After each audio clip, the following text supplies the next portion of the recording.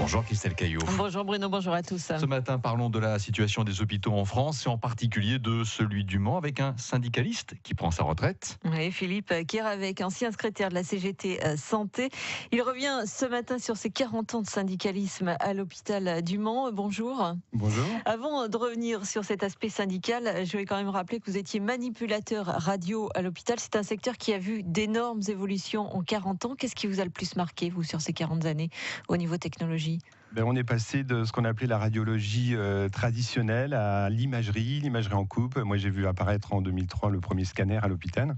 Et puis ensuite, il y a eu l'IRM, toute l'arrivée de l'informatique qui est venue s'associer à la radiologie. Et donc voilà, en 40 ans, j'ai vu une évolution terrible. Mais c'est un secteur qui a beaucoup évolué ces dernières années. Vous avez vécu aussi la modernisation de l'hôpital. L'hôpital d'aujourd'hui, c'était pas celui d'il y a 40 ans. C'était un gros chantier. C'était pas gagné d'avance à l'époque.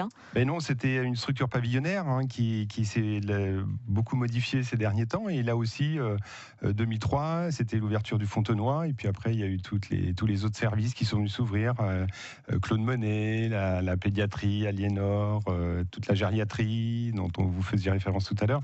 Donc voilà, une évolution considérable depuis ces années, fin des années 70. Un regret qu'il n'y ait pas eu de CHU ?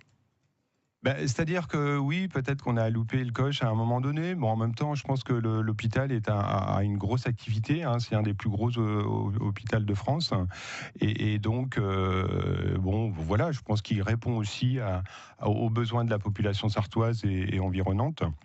Et puis dans la région, il y a quand même le CHU d'Angers, le CHU de Nantes, donc je pense qu'il y a quand même une offre de soins qui est assez importante. Alors on l'a souligné, vous étiez à la CGT Santé pendant 40 ans. Au niveau social, ça représente combien de manifs et combien de jours de grève ? Alors là, vous me posez une sacrée colle, je suis incapable de répondre.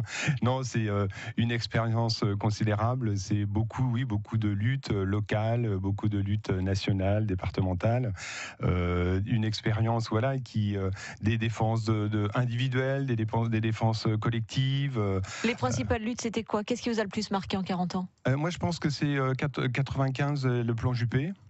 Et puis après, il y a eu les actions sur les retraites, 2003, 2010, 2013.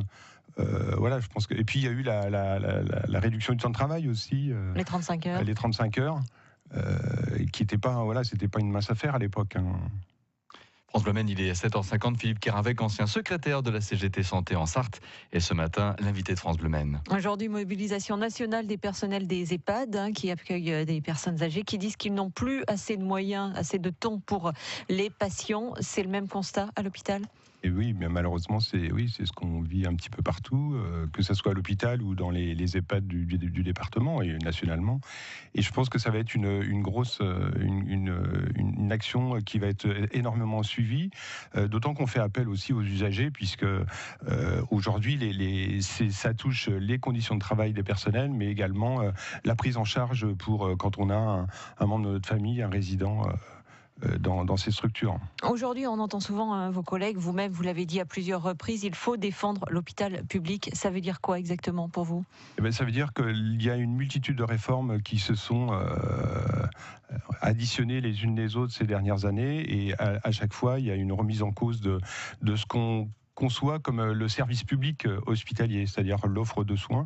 Et on le dit plus que jamais, c'est que on a vraiment la volonté que l'hôpital existe, les murs existent, mais demain, on n'est pas certain que on puisse accueillir toute la population à partir des besoins dont il dispose. Concrètement, ça veut dire quoi ? Donnez-nous un exemple. C'est des formes de privatisation. Là, aujourd'hui, on nous dit il faut notre cœur de métier, c'est le soin. Donc, on va tout axer sur le soin. Ça veut dire que tous les autres services, le ménage, tout ce qui est administratif, technique, on est en train de confier ça au fur et à mesure au secteur privé.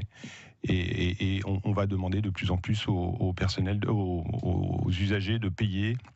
Et c'est ce qu'on appelle le reste à charge qui va être de plus en plus important. Et je crois que l'exemple le plus significatif, c'est le développement de l'ambulatoire.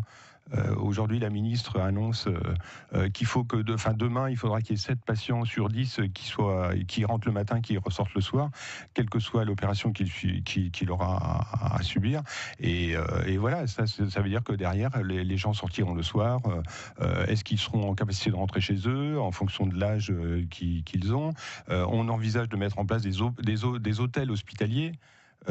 Parce que pour ceux qui habitent trop loin, donc l'hôtel sera situé à proximité de l'hôpital, et qui paiera, c'est les mutuelles ou la population, mais en quelque part c'est les gens qui sont amenés à rémunérer tous ces services qui auparavant étaient pris en charge par l'hôpital. Philippe Keravec, merci. Je rappelle que vous avez été secrétaire de la CGT Santé pendant 40 ans. Vous êtes à la retraite. Merci d'avoir été là ce matin. On vous a fait lever très tôt. On vous souhaite une très belle et bonne retraite. Vous serez à la manif cet après-midi. Oui, alors justement, j'ai entendu tout à l'heure que le rendez-vous était 14h30 à la préfecture. En fait, c'est 14h devant l'EHPAD Joliot-Curie, rue des Maillets. Voilà, la rectification est passée. Merci à vous, belle journée, bonne manif du coup. Un entretien à réécouter et revoir sur francebleu.fr. Donc là aussi, ça fait radio et imagerie.